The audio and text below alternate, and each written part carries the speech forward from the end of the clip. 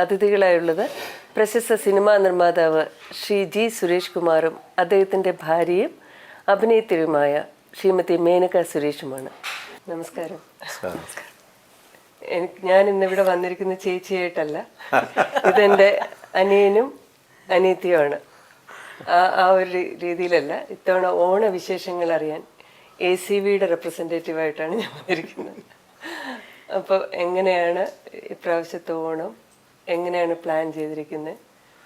അല്ല, ഇപ്രാവശ്യത്തെ ഓണം ഉണ്ടോ എന്നെനിക്ക് സംശയമാണ്. എന്ന് വെച്ചാൽ ഓണത്തിന് എൻ്റെ കുടുംബത്തിൽ വളരെ അടുത്ത 2-3 ബന്ധുക്കൾ നമ്മളെ വിട്ട് പിരിച്ചുകൊണ്ട് ഇപ്രാവശ്യം ഓണം ആഘോഷിക്കുന്ന കാര്യത്തിനെ കുറിച്ച് നമ്മളൊന്നും ഒരു തീരുമാനം എടുത്തിട്ടില്ല. പക്ഷെ ഓണം എന്നും നല്ല ഓർമ്മകൾ ഉണ്ടാക്കുന്ന ഒരു സന്ദർഭമാണ് ഓണം എന്ന് പറയുന്നത്. എല്ലായ്പ്പോഴും എല്ലാ ഓണത്തിനും നമ്മൾ എവിടെ ആയിരുന്നാലും, ലോകത്തിൻ്റെ ഏത് കോണിലാണെങ്കിലും ഏത് ഭാഗത്താണെങ്കിലും ഓടി തിരുവനന്തപുരത്തെത്തുക, അച്ഛനും അമ്മയും കൂട്ടുകാരും ഒത്ത് ഓണം ആഘോഷിക്കുക എന്നുള്ളത് ഒരു പതിവ് ഇതുവരെയും മാറ്റിയിട്ടില്ല. ഈ വർഷവും അത് ഓണം ആഘോഷിച്ചില്ലെങ്കിൽ കൂടിയും അത് മാറ്റുന്നില്ല. ഒരു കൂട്ടുകാരല്ല. അതെ, കൂട്ടുകാരല്ല. അത് എപ്പോഴുള്ള എല്ലായിടത്തും അത് തന്നെയാണ്. ഇപ്പൊ ഓണത്തിന്റെ ഒരു സന്ദേശം തന്നെ എല്ലാവരും ഒരുമിക്കുക എന്നുള്ളതാണ്. അപ്പൊ ഇപ്രാവശ്യം അമ്മയുടെ അച്ഛൻ്റെയും കൂടെ ആയിരിക്കും. അല്ല, ഇപ്രാവശ്യം വേറൊരു പ്രത്യേകത കൂടെ ഉണ്ട്. മോളെ കിറ്റിന്ന് നമ്മൾ അല്ലേ, കിറ്റിയുടെ ഒരു ഫസ്റ്റ് ഫിലിം നടക്കുകയാണ്, ഷൂട്ട് നടക്കുകയാണ്. അവിടെ ഉണ്ട്, സ്ഥലത്തുണ്ട്. പിന്നെ സാധാരണ മോള് ചെന്നൈയിലല്ലേ? മോള് ചെന്നൈയിലാണ്. ഇടയ്ക്ക് ഒരു എക്സ്ചേഞ്ച് പ്രോഗ്രാമായിട്ട് ലണ്ടൻ പോയിരുന്നു, തിരിച്ചു വന്നു. അപ്പൊ അവളിവിടെ ഉണ്ട്. മിക്കവാറും എൻ്റെ മൂത്ത മോളും ബോംബെയിലാണ് വർക്ക് ചെയ്യുന്നത്. അവളും വരാൻ സാധ്യത ഉണ്ട്. അപ്പൊ മിക്കവാറും ഇത്തവണ 4 പേര് ഒരുമിച്ച് കൂടുമെന്ന് പ്രതീക്ഷിക്കുന്നു. സ്റ്റേറ്റ്സിലായിരുന്നല്ലോ. അപ്പൊ അതുകൊണ്ട് അവൾക്ക് ഇപ്പൊ കുറെ നാളായിട്ട് ഓണം കൂടാൻ പറ്റിയില്ല. അപ്പൊ അങ്ങനെയൊക്കെയുള്ളൊരു ഒരു നല്ല കാര്യം. ഇപ്പൊ അവളും കൂടെ വന്നാൽ എല്ലാവർക്കും കൂടെ ഒരുമിച്ച് ഒന്നിക്കാൻ പറ്റിയ ഒരു അവസരമാണ്. അതാണ് ഓണം എന്ന് നമ്മൾ ഉദ്ദേശിക്കുന്നത്. പ്രത്യേക ദിവസം ഉണ്ട്, ചിങ്ങമാസ തിരുവോണം ആണെങ്കിലും നമ്മുടെ കുടുംബാംഗങ്ങൾ ഒത്തുവരുന്നത് ഓണം അല്ലേ, അത് തന്നെയാണ്. അതെ. പിന്നെ പപ്പിന്ന് ഞാൻ അറിയാതെ, അതായത് ഞങ്ങള് ഓമന പേര് വിളിക്കുന്നത്. ലേഖാന്നാണ് പേരെങ്കിൽ ഞങ്ങള് വിളിക്കുന്ന കേളി ചേച്ചി. അങ്ങനെ എനിക്ക് മനസ്സിലാവുന്നത്. പപ്പി തന്നെ ചേച്ചി വിളിച്ചാൽ മതി. അല്ല, പപ്പി ഞാൻ ചോദിക്കുന്നേ, പിന്നെ പപ്പി ചെന്നൈയില് അല്ലേ, തമിഴ്നാട്ടില് ഒരു വളരെ ഓർത്തഡോക്സ് അയ്യങ്കാർ കുടുംബത്തിൽ ജനിച്ച് വളർന്ന ഒരു കുട്ടി നമ്മുടെ മലയാളത്തിലോട്ട് വിവാഹശേഷം മലയാളത്തിലോട്ട് വന്നപ്പോൾ പപ്പി അതെങ്ങനെയാ അഡ്ജസ്റ്റ് ചെയ്ത്, അല്ലെങ്കിൽ ഈ ഓണം വിഷു പോലെയുള്ള നമ്മളുടെ എല്ലാ സെലിബ്രേഷൻസും പപ്പി നന്നായിട്ട് എൻജോയ് ചെയ്ത് ചെയ്യുന്നതായിട്ടാണ് എനിക്ക് തോന്നിയിട്ടുള്ളത്. അപ്പോൾ അതെങ്ങനെ മുമ്പേ അറിയാമായിരുന്നു ഈ ഓണത്തിന്? അതിന് എൻ്റെ ഒരു പ്രൊഫഷനും ഒരു ഹെൽപ്പാണെന്ന് പറഞ്ഞാൽ, ആർട്ടിസ്റ്റ് ആയതുകൊണ്ട് കേരളത്തിൽ ചെന്ന് കേരളത്തിന്റെ ഫംഗ്ഷനുമായിട്ട് കൂടും. ആന്ധ്രയില് സംക്രാന്തി അത് ഇത് നോക്കുകയാണെങ്കിൽ അവരുടെ കൂടെ അങ്ങ് കൂടും. കർണാടക പോവുകയാണെങ്കിൽ അങ്ങനെ. പക്ഷെ ആർട്ടിസ്റ്റിന് അങ്ങനെ ഒരു ഇതായിട്ട് തോന്നില്ല. പിന്നെ അഭിനയിച്ചത് കൂടുതലും മലയാള സിനിമ ആയതുകൊണ്ട് ആ പടങ്ങളിലെ ഓണം വിഷു ഇതൊക്കെ എനിക്ക് കണ്ടും കേട്ടും എങ്ങനെയാണെന്നുള്ളത് ഒരു ഐഡിയ ഉണ്ട്. അതുകൊണ്ട് എനിക്കതൊരു വലിയ പുതുമയായിട്ട് തോന്നിയില്ല. കാരണം എന്തോ ഞാനും ഇവരുടെ കൂടെ ഉള്ളതുപോലെ ഈ നാട്ടിൽ ജനിച്ചതുപോലെ തന്നെ തോന്നാൻ കാരണം എനിക്ക് കൂടുതൽ മലയാള സിനിമയിൽ അഭിനയിച്ചത് കൊണ്ടായിരിക്കും. അതുകൊണ്ടായിരിക്കും. മാത്രമല്ല നമ്മുടെ വീട്ടിലെല്ലാം ഉണ്ട്. ഓണമുണ്ട്, വിഷു ഉണ്ട്, പൊങ്കലുണ്ട്, ദീപാവലി ഉണ്ട്. അതുകൊണ്ട് എല്ലാ 2 മാസം കൂടുന്നവർ എന്തെങ്കിലുമൊക്കെ കാണും. അല്ല, പിന്നെ വേറൊരു കാര്യം കൂടെ ഉണ്ട്. നമ്മുടെ കുടുംബത്തിലൊരു നാഷണൽ ഇന്റഗ്രേഷൻ തന്നെ ഉണ്ട്. എല്ലാവരും എല്ലാ ഇതും അല്ലേ, അത് കാരണം സുരേഷ് പറഞ്ഞ പോലെ എല്ലാ ആഘോഷങ്ങളും നമ്മുടെ ആഘോഷം തന്നെയാണ്. പിന്നെ എല്ലാം നമ്മുടെ മലയാള സദ്യ ഒരുക്കാനൊക്കെ അറിയും. ശരിക്കും പറഞ്ഞാൽ എനിക്ക് കുക്കിംഗ് ആയിട്ട് അറിയുന്നത് മലയാള സദ്യയാണ്. കാരണം തമിഴ് എൻ്റെ അയ്യങ്കാർ ഫാമിലിയിലുള്ള കുക്കിംഗ് എനിക്ക് ഇഷ്ടമെങ്കിലും എനിക്ക് ഉണ്ടാക്കാൻ അറിഞ്ഞുകൂടാ. കാരണം ആ സമയങ്ങളെല്ലാം ഞാൻ അഭിനയിക്കായിരുന്നു. 24 വയസ്സ് കഴിഞ്ഞ് കല്യാണം കഴിഞ്ഞതും പഠിച്ചത് മുഴുവൻ ചേട്ടന്റെ അമ്മയുടെ കയ്യിൽ നിന്നുള്ള കുക്കിംഗ് ആണ്. അപ്പൊ പിന്നെ എനിക്ക് കേരള ഫുഡാണ് ഉണ്ടാക്കാൻ അറിയാം. ശരിക്കും തമിഴ്നാട്ടിലെ ഫുഡ് എനിക്ക് ഉണ്ടാക്കാൻ സത്യമായിട്ട് അറിഞ്ഞുകൂടാ. അപ്പൊ ഇവിടുത്തെ ഇതൊക്കെ ഏതാണ്ടൊക്കെ ചിലപ്പം തനിച്ച് മദ്രാസിൽ താമസിച്ചുകൊണ്ടിരുന്ന സമയത്തേക്ക് എന്തെങ്കിലും ഡൗട്ട് വരികയാണെങ്കിൽ അമ്മയെ വിളിച്ച് ചോദിക്കും, എങ്ങനെയാണെന്ന് ചോദിക്കും. അങ്ങനെയൊക്കെ പയ്യെ അങ്ങനെയാണ്. അല്ല, അമ്മായി നല്ലൊരു കുക്കല്ലേ, അമ്മായി നന്നായിട്ട് ആഹാരമൊക്കെ ഉണ്ടാക്കും. നോൺ വെജ് ഞാൻ തൊടാൻ നിർബന്ധം ഉണ്ടാക്കിയിട്ടില്ല. അതെന്ന് വെച്ചാൽ എന്നെ നിർബന്ധിച്ചിട്ടില്ല. ഞാൻ കഴിക്കാം, എനിക്ക് ഇഷ്ടം നോൺ വെജിറ്റേറിയൻ. ഇവിടെ അപ്പം സാധാരണ എന്താണെന്ന് വെച്ചാൽ നോൺ വെജിറ്റേറിയൻ എന്തെങ്കിലും ഉണ്ടെങ്കിൽ അമ്മ എന്തെങ്കിലും കൊടുത്തായിരിക്കും വീട്ടിൽ. അപ്പം നമുക്കൊരു വേറെ സെപ്പറേറ്റ് പ്ലേറ്റ് വരും അത് കഴിക്കാറ്. അല്ലാതെ ഇവിടെ അതെങ്ങനെയാന്ന് വെച്ചാല് ജയിലിലൊക്കെ കൊടുക്കുന്നത് സെപ്പറേറ്റ്. അങ്ങനെ പറയണ്ട, ജയിലിൽ കഴിക്കുന്ന പോലെ ഞാൻ 7 വർഷം അവിടെ കഴിച്ചിട്ടുണ്ട് കേട്ടോ. ചേച്ചിക്ക് അറിയാലോ, 7 വർഷം ഇവരുടെ വീട്ടിൽ ഞാൻ താമസിച്ചത്. എനിക്കൊരു പ്രത്യേകം പ്ലേറ്റ് ഉണ്ട്, എനിക്കൊരു പ്രത്യേകം ഗ്ലാസ് ഉണ്ട്. ഞാൻ ഈ ജയിലിലുള്ളത് പോലെ എന്റെ പ്ലേറ്റ് എടുത്തോണ്ട് വരും. അത് തിരിച്ചാണ്. അപ്പം ഇതെങ്ങനെയാന്ന് വെച്ചാല് ചേട്ടന് ഒരു വെള്ളി പ്ലേറ്റിലാണ് കഴിക്കുന്നത്. അപ്പൊ ഇത് കഴിച്ചോണ്ടിരിക്കും. അപ്പൊ ദിവസം വെള്ളിയിൽ കഴിച്ചോണ്ടിരിക്കുമ്പോ അറിയാം ഇന്ന് വെജേ വരുള്ളൂന്ന്. മറ്റേ വേറൊരു പ്ലേറ്റ് ഉണ്ട്, വലിയൊരു പ്ലേറ്റ്, അതുകൊണ്ട് മുമ്പിൽ മീൻ വരുന്നുണ്ടാ. എനിക്ക് ഇഷ്ടം മീൻ മാത്രമല്ല, ബാക്കിയൊന്നും എനിക്ക് ഇഷ്ടമല്ല. അപ്പൊ അമ്മ കൊടുത്തു വിടും. അപ്പം അങ്ങനെ കഴിക്കും അമ്മ. അത് ഞാൻ ഒന്നും പറയാറില്ല ചേച്ചി, എന്ന് വെച്ചാല് നമുക്കുണ്ടാക്കാനും അറിഞ്ഞൂടാ. എന്നാ അവിടെ നിന്ന് കിട്ടുന്നത് കഴിച്ചോട്ടെ. പിന്നെ വല്ലപ്പോഴും അവിടെ പോയി കഴിക്കാൻ എന്ന് വെച്ചാൽ ജോലി തിരക്കാണെങ്കിൽ ഇവിടെ കൊടുത്തു വിടും. അല്ലെങ്കിൽ അവിടെ പോയി കഴിക്കുന്നതിന് എനിക്ക് ഒരു വിരോധമൊന്നുമില്ല. പക്ഷെ ഏകാദശി, ദ്വാദശി, ഷഷ്ടി, പിന്നെ എല്ലാ എപ്പോ ഇന്നലെ ഞാൻ അമ്മ വിളിച്ചു, എടാ നീ വരുന്നുണ്ടോന്ന് ചോദിച്ചു. അല്ല കൊടുത്തയക്കട്ടോന്ന് ചോദിച്ചു. പറഞ്ഞാൽ നമ്മുടെ ഇവിടുന്ന് പയ്യൻ പോയാലോ വാങ്ങിയത്. പറഞ്ഞാ അവന്റെ അടുത്ത് ഇന്ന് ഏകാദശിയാണ്. ഈ ഏകാദശി ദ്വാദശിയൊക്കെ അങ്ങനല്ല ചേച്ചി. എനിക്ക് എന്താണെന്നറിയാം, ഇപ്പൊ നമ്മളിപ്പോ വ്രതം നോക്കുകയാണെങ്കിൽ വീട്ടിൽ എല്ലാവരും നോക്കണം. കാരണം നീ എന്നാ നോക്കിക്കോ, ഞാൻ എന്ത് വേണം കഴിക്കുന്നുള്ളത് എനിക്ക് ഇഷ്ടമില്ല. അപ്പൊ ഇന്ന് ഏകാദശി, ദ്വാദശി, ഷഷ്ടി, കറുത്തവാവ്, ഈ 4 ദിവസങ്ങൾ. പിന്നെ ഞാനാണെങ്കിൽ ശനിയാഴ്ചയും വ്യാഴാഴ്ചയും കഴിക്കൂല. അപ്പൊ അങ്ങനെ എടുത്തു നോക്കുമ്പോഴത്തേക്ക് നമുക്കൊന്നും കിട്ടത്തില്ല. ആ ദിവസങ്ങൾ കഴിച്ചാൽ മതി ചേച്ചി. ഭഗവത്ഗീതയിൽ പറഞ്ഞ 40 വയസ്സ് വരെ കഴിക്കാനായിട്ട് ജീവിക്കാം, അതിനുശേഷം ജീവിക്കാനായിട്ട് കഴിച്ചാൽ അതുകൊണ്ട് അത് കുഴപ്പമില്ല. അങ്ങനെയാണ്. അല്ലെങ്കിൽ ചേട്ടാ അവിടെ പോയി കഴിച്ചിട്ടൊന്നും ഇവിടെ കൊണ്ടുവരാൻ ഞാൻ സമ്മതിക്കില്ല, ആ സമയങ്ങളിൽ മാത്രം. അങ്ങനെ ഞാനിപ്പം എനിക്കങ്ങനെ നിർബന്ധമൊന്നുമില്ല. ഇപ്പൊ വെജിറ്റേറിയൻ കിട്ടിയാലും എന്ത് കിട്ടിയാലും കഴിക്കും. ചില സമയത്ത് നമുക്ക് തോന്നും. അപ്പൊ അമ്മ ഇങ്ങനെ ഫോൺ ചെയ്ത് പറയുമ്പോ നമുക്കൊരു ടെംപ്ടേഷൻ ആണ്, ഓ ഇന്ന് വരുമല്ലോ. ചിലപ്പോ തോന്നുന്നു എന്തെന്നറിയാ, അത് എനിക്കൊന്ന് അത് ഇവിടെ വരും, ഇവിടെ വെച്ച് എല്ലാം ആവും, പിന്നെ എനിക്ക് കഴിക്കാൻ പറ്റൂല. എനിക്കത് അറിയാലോ, ചേച്ചിയും കുലശേഖരത്തിൽ നിന്നാണല്ലോ. അപ്പൊ ഈ ടിപ്പിക്കൽ അയ്യങ്കാറുകൾക്ക് എന്തൊക്കെ ബുദ്ധിമുട്ടുണ്ടെന്നുള്ളത് ദാറ്റ് എനിക്ക് നന്നായിട്ട് അറിയാലോ. അപ്പൊ ചേച്ചി തമിഴും അറിയാം, ഇതും അറിയാം. ചേച്ചി ഞാൻ പറഞ്ഞ ശരി, അതുകൊണ്ട് എനിക്ക് നന്നായിട്ട് അറിയാം.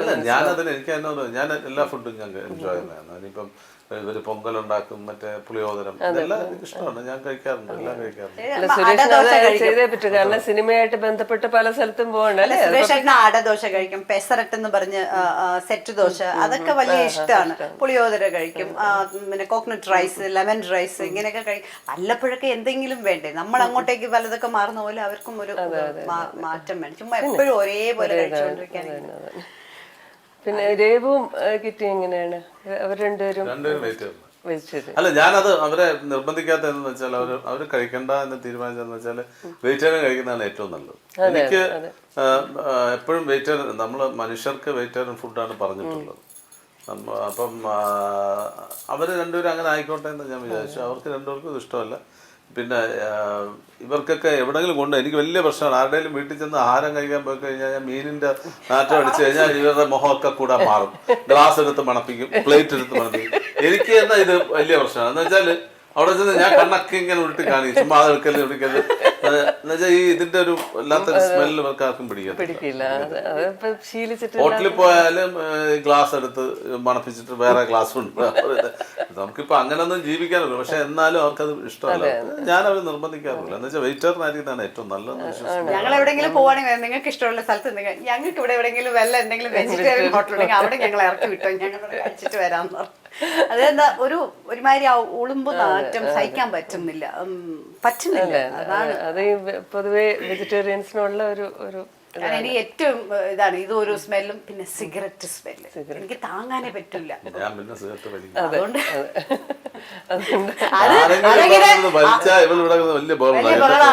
മാത്രമല്ല ആഷ്ട്ര ഇവിടെ ഇല്ല, ഞാൻ ഇവിടെ വലിക്കാനേ പാടില്ല, പിന്നെ അല്ലെങ്കിൽ ആഷ്ട്ര വാങ്ങിച്ചു വെക്കാന്ന്. അതുപോലെ ഇപ്പൊ ചേട്ടൻ ആരെങ്കിലും, പിന്നെ സുരേഷിന്റെ ഇഷ്ടം പോലെ ഫ്രണ്ട്സുകളാണ്, ഇപ്പൊ സിഗരറ്റ് വലിക്കുന്നവരുടെ മുറിയിൽ അത് AC ഇരുന്ന് വരുമ്പോ പെട്ടെന്ന് ആ ഡ്രസ്സിലൊക്കെ വന്നാൽ ഞാൻ അപ്പൊ അതെല്ലാം കൊണ്ടുപോയി വെള്ളത്തിൽ മുക്കിയിടും. എന്നുവെച്ചാൽ സ്മെല്ല് താങ്ങാൻ പറ്റൂല.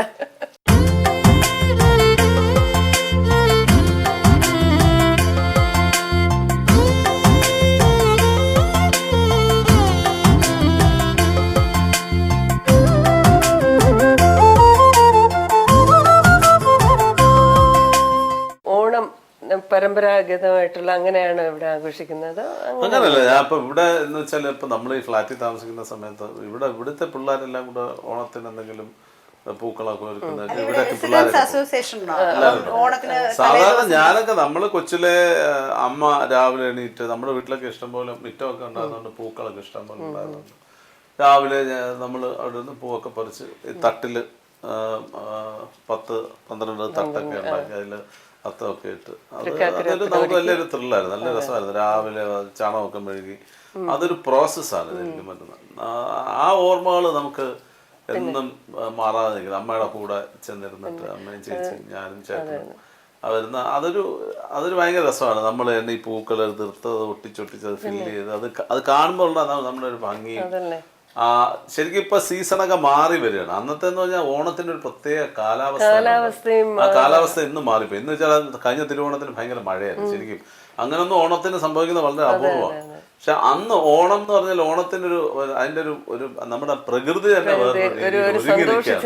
ഒരുങ്ങിയിരിക്കുന്ന ഓണത്തിനെ വരവേൽക്കാനായിട്ട് ഒരുങ്ങി നിൽക്കുന്ന ഒരു സന്ദർഭം ഉണ്ടായിരുന്ന ഒരു കാലഘട്ടം ഉണ്ടായിരുന്നു. എനിക്ക് തോന്നുന്നു ആളുകളൊക്കെ നമ്മുടെ നേച്ചറിനെ നശിപ്പിച്ച് ഒരു പരിധി വരെ. അപ്പം പൂക്കൾ പോലും ഇല്ല. ഇന്നിപ്പോ നമുക്ക് വീട്ടിലെ പൂക്കൾ വെക്കാൻ എല്ലാരും സിമെന്റ് തറയാണ് ശരിക്കും. അതുകൊണ്ട് പൂക്കള് വെക്കുന്നില്ല, എല്ലാം റെഡിമെയ്ഡ് പൂ വാങ്ങിച്ചുള്ള. അപ്പൊ നമ്മളിവിടെ ഫ്ലാറ്റിലാണെങ്കിലും വെളിയിൽ നിന്ന് പൂ വാങ്ങിച്ചിട്ടാണ് ഇവിടെ അർത്ഥം. പൂ മാത്രല്ല വേറെ എന്തൊക്കെയോ അതുപോലെ ഈ പണ്ടൊക്കെ എന്ന് വെച്ചാൽ തലേ ദിവസമൊക്കെ ഓണം തുടങ്ങുന്നതിന് മുമ്പ് തന്നെ വൈകിട്ടാവുമ്പോ വെളിയിൽ നമ്മുടെ വീട്ടിന്റെ വെളിയിലെ ഷെഡില് ഉപ്പേരി അങ്ങനെ പല കാര്യങ്ങൾ അവിടെ ഉണ്ടാക്കും. അത് മാത്രല്ല ഇപ്പൊ തന്നെ ഡ്രസ്സ് എപ്പോഴും നമ്മൾ എടുക്കും. ഓണക്കോടി അന്ന് ആ പർട്ടിക്കുലർ ദിവസം എല്ലാം പുതിയ ആ ഓണക്കോടി ഇട്ടേ നിക്കുള്ളൂ. നമ്മുടെ കുട്ടികൾക്കൊക്കെ ഈ ഓണക്കോടി തയ്ച്ച് അന്ന് റെഡിമെയ്ഡ് വലിയ പ്രചാരത്തിലില്ലാത്ത സമയം. അപ്പൊ നമുക്കത് തയ്ക്കാൻ കൊടുക്കണം. അപ്പൊ ഓണക്കോടി എടുക്കാൻ പോകുന്ന തന്നെ ഒരു വലിയ സെയിൽസ് വന്നാലും അവിടെ വന്നാലും ഇവിടെ വന്നാലും പുതിയ സാധനങ്ങളെല്ലാം ഇപ്പൊ ഓണക്കോടി എന്ന് പറഞ്ഞൊരു ദിവസമൊന്നുമില്ല. എന്നാലും എല്ലാരും ഓണസമയം ആകുമ്പോഴത്തേക്ക് അതിന്റെ ഒരു പ്രത്യേകതയാണ്. ഇപ്പോഴും ഈ ഓണക്കോടി എടുത്ത് എല്ലാവർക്കും കൊടുക്കുന്ന കാര്യത്തിൽ ഇപ്പൊ ഞാൻ തന്നെ ഇപ്പം കഴിഞ്ഞ ആഴ്ച ഞാൻ പപ്പിയെടുത്ത് പറഞ്ഞത്, പപ്പി ആർക്കൊക്കെ വേണം എന്നുള്ളത് നീ കണക്കെടുത്ത് വെക്കണം, നമുക്ക് മുണ്ട് വാങ്ങിക്കണം, അത് ചെയ്യണം. അല്ല നമ്മൾ ഓണം ഇങ്ങനെ എത്താറാകുമ്പോഴത്തേക്ക് നമ്മൾ ഇവിടുന്ന് പ്ലാൻ ചെയ്ത് എന്ന് വെച്ചാൽ വേറെ ഒന്നല്ല, നമ്മൾക്ക് വേണ്ടപ്പെട്ടവർക്കൊക്കെ എല്ലാവർക്കും കൊണ്ട് കൊടുക്കാനായിട്ട് അതൊരു ശീലമാണ് നമ്മുടെ. അതൊരു നല്ലൊരു ഗസ്റ്ററാണ്. നമ്മൾ അങ്ങോട്ടും ഇങ്ങോട്ടും ഓണം അങ്ങനൊരു എന്താണ് ഓണം എന്ന് പറയുന്ന ഒരു ആഘോഷമാക്കി മാറ്റുക. മലയാളി ശരിക്കും ഓണം ആഘോഷിക്കാണ്.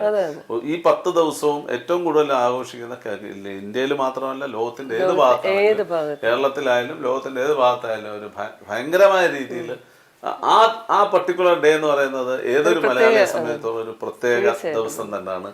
അവരാരും അത് മിസ് ചെയ്യാറില്ല എന്നുള്ളത്. മിസ് ചെയ്യുന്നത് വളരെ ചുരുക്കമുള്ളൂ. എന്തെങ്കിലും കാര്യം ഉണ്ടെങ്കിൽ മാത്രം അവര് മിസ് ചെയ്യത്തുള്ളൂ, അല്ലാതെ ആരും മിസ് ചെയ്യത്തില്ല. ഞാൻ എപ്പോഴും എൻ്റെ ഈ മക്കളോടൊക്കെ പറയൂ, ഞങ്ങളുടെ ഈ ചൈൽഡ്ഹുഡ് കുട്ടിക്കാലം എന്ന് പറയുന്നത് വളരെ ഇങ്ങനത്തെ എല്ലാ ആഘോഷവും അതിന്റെ 100% ഇതോടെയാണ് ഞങ്ങൾ അനുഭവിച്ചിട്ടുള്ളത്. അത് കഴിഞ്ഞ ഒരു 50% ആയി നമ്മുടെ മക്കൾ വന്നപ്പോ അവരുടെ കൊച്ചുമക്കള് നമ്മുടെ കൊച്ചുമക്കളാകുമ്പോഴത്തേക്ക് പക്ഷെ അത് ഒരിക്കലും നമുക്ക് നമ്മുടെ ഒരു കൾച്ചറിന്റെ ഇന്ത്യയിൽ ഉള്ള ഒരു പ്രത്യേകത എന്ന് പറഞ്ഞാൽ നമ്മുടെ ഈ കൾച്ചർ ഒരിക്കലും നശിക്കത്തില്ല. നമുക്ക് തോന്നും നമ്മുടെ തലമുറകളാവുമ്പോൾ വിട്ടുപോകും. പക്ഷെ അത് തിരിച്ചതിങ്ങനെ റിവൈവ് ചെയ്ത് വന്നുകൊണ്ടിരിക്കുകയാണ്. ഒരിക്കലും ആ ഒരു കൾച്ചർ മാറത്തില്ല. അത് എൻ്റെ ഒരു അഭിപ്രായമാണ്. നമുക്ക് തോന്നുന്നു അയ്യോ എല്ലാം കുറഞ്ഞു പറഞ്ഞു. ഇപ്പൊ നമ്മൾ അതായത് കാലത്തിനനുസൃതമായിട്ട് ഓണം മാറിക്കൊണ്ടിരിക്കുകയാണ്. നമുക്ക് ഇത് റെഡിമെയ്ഡ് ആയിട്ട് ഒന്നും വാങ്ങിക്കാൻ കിട്ടില്ല. അതുകൊണ്ട് വീട്ടിൽ തന്നെ അട വരെ നമ്മൾ വീട്ടിലുണ്ടാക്കും. അടപ്പായസം ഉണ്ടാക്കാനുള്ള അട വരെ നമ്മൾ വീട്ടിലുണ്ടാക്കും. ഇന്നെന്താണ് വീട്ടിലുണ്ടാക്കുന്ന അതിനുള്ള സമയമില്ല. ആൾക്കാർക്ക് ഇത് പോയി ഷോപ്പ് ചെയ്ത് പെട്ടെന്ന് കിട്ടുന്നതായതുകൊണ്ട് എല്ലാരും വാങ്ങിച്ചോണ്ട് വന്ന് ഓണം ആഘോഷിക്കുന്നുണ്ട്. പിന്നെ ചിലര് ഹോട്ടലിൽ പോകുന്നു, എന്ന് വെച്ചാൽ വീട്ടിൽ വെക്കാൻ വയ്യാത്ത വേറെ ഒന്നുമില്ല. ഒറിജിനൽ ഗോൾഡിനും 1 ഗ്രാം ഗോൾഡിനുമുള്ള വ്യത്യാസമാണ് ഇപ്പൊ നടക്കുന്നത്. ശരിക്കും ഇതാണ് ശരിക്കും ഒറിജിനൽ ഗോൾഡ് വേറെ, 1 ഗ്രാം ഗോൾഡ് കാണാൻ രണ്ടും ഒന്ന് തന്നെയാണ്. അന്ന് എല്ലാവരും ഒറിജിനൽ ഗോൾഡ് ആണ്. അതിപ്പം ഇല്ലാതെ ഇപ്പൊ അത് 1 ഗ്രാം ഗോൾഡ് പോലെയാണ്. ഇപ്പൊ അപ്പൊ ഇടയ്ക്കിടയ്ക്ക് ചില ഹോട്ടൽസിൽ ഓണസദ്യ ഉണ്ടെന്ന് പറയുന്നു, ചില സ്ഥലങ്ങളിലുണ്ട്. എന്നാലും ഓണസദ്യ ഉണ്ട്, ഓണത്തിന് കോടിയുണ്ട്, പക്ഷെ ആ ഒരു രീതിയിൽ ഇല്ലെങ്കിലും ഉണ്ടെന്നുള്ള രീതിയിൽ പോവാണ്. ഇനിയിപ്പോ ഏത് രീതിയിൽ പോകുന്നുള്ളത് എനിക്കറിയില്ല. പക്ഷെ പിന്നെ വേറെ ഇപ്പൊ തന്നെ നമ്മളിപ്പോ സിനിമയായിട്ട് കണക്ട് ചെയ്യുമ്പോഴത്തേക്ക് തന്നെ പണ്ടൊക്കെ ഓണത്തിനെന്ന് പറയുന്നത് നാട്ടിലെ ഉത്സവമായിരുന്നു. തിയേറ്ററുകളിലും ആളുകളും കംപ്ലീറ്റ് അവർക്കുള്ള ഒറ്റ അതാണ് ഞാൻ പറയുന്നത്. ഓണം എല്ലാ രീതിയിലും മാറുകയാണ്. എല്ലാ രീതിയിലുള്ള എന്റർടൈൻമെന്റും കിട്ടിക്കൊണ്ടിരുന്നത് ഈ സിനിമയിൽ കൂടെ മാത്രമാണ്. എവിടെന്ന് വെച്ചാൽ ഓണമായി കഴിഞ്ഞാൽ സിനിമ കാണുക എന്നുള്ളതാണ്. എല്ലാവരും ഓണത്തിന് സിനിമ കാണിക്കാൻ പോണത്. ഇപ്പൊ എങ്ങനെയാണ്? നേരെ തിരിച്ച് ആളുകൾ ടിവിയുടെ മുമ്പിലായിരിക്കും.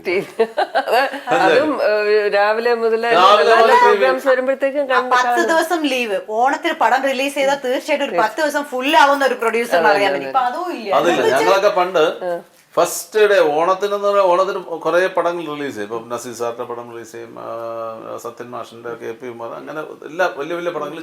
ചില സമയത്ത് ആലോമനുള്ളി, കണ്ണപ്പനുണ്ണി എന്നൊക്കെ പറഞ്ഞിട്ട് 3D മറ്റേ ഇത് എന്താണ് ഫസ്റ്റ് സിനിമാസ്കോപ്പ് സിനിമ ഇതൊക്കെ ഇറങ്ങുന്ന ഓണത്തിനാണ്. നമ്മൾ ഓണത്തിന് ആദ്യം പോയി ഇടിച്ച് പടം കണ്ടിട്ടാണ് തിരിച്ചു വീട്ടിൽ വരുന്നത്.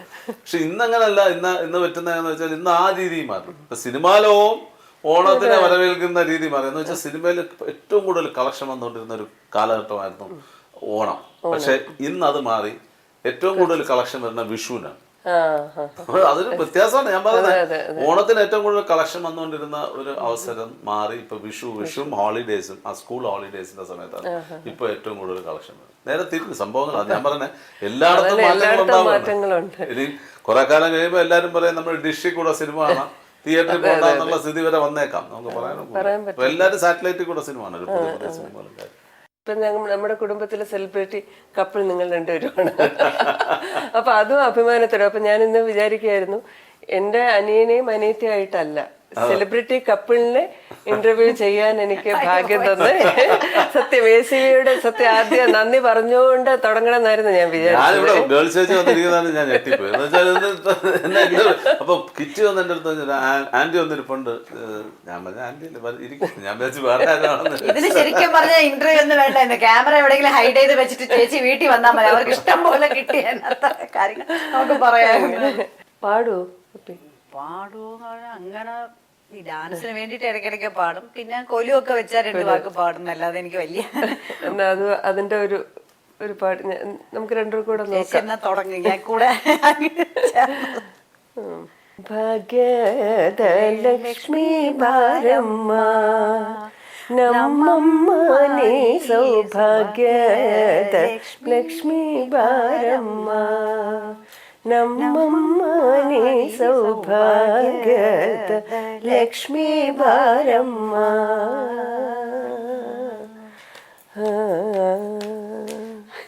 ഇതുപോലെ രണ്ട് ഇത് ഏതാണ്? പുരന്ദരദാസ് കന്നഡ അതാണ്. സെയിം ഇത് തമിഴിലുണ്ട്, തെലുങ്കിലുണ്ട്. വലിയൊരു ഒരു മംഗള ഏതാണ് ഒരു കീർത്തനമാണ് ഇത്. ശരിക്കും പറഞ്ഞാൽ തമിഴ്നാട്ടിൽ കല്യാണമൊക്കെ കഴിഞ്ഞ് ഊഞ്ഞല് പാട്ടൊക്കെ കഴിഞ്ഞത് ഒരു വീട്ടിലേക്ക് വാ എന്ന് പറഞ്ഞ് പെണ്ണിനെ വിളിക്കുന്ന ചടങ്ങില് ഈ പാട്ടാണ് പറഞ്ഞത്. അതുപോലെ ഭാഗ്യത ലക്ഷ്മി വരൂ വരൂ എന്നുള്ള അർത്ഥം. നല്ല ഒരു കീർത്തനമാണത്. ACVയുടെ ഒരു ചെറിയ ഉപഹാരം രണ്ടുപേർക്കും. Thank you. അപ്പൊ ഇത്രയും നേരം ACVക്ക് വേണ്ടിയും നമ്മുടെ പ്രേക്ഷകർക്ക് വേണ്ടിയും ഇത്രയും ഓണവിശേഷങ്ങളും നമ്മുടെ ഓർമ്മകളും ഒക്കെ പങ്കിട്ടതിന് സുരേഷിനോടും മേനകയോടും നന്ദി പറയുന്നു.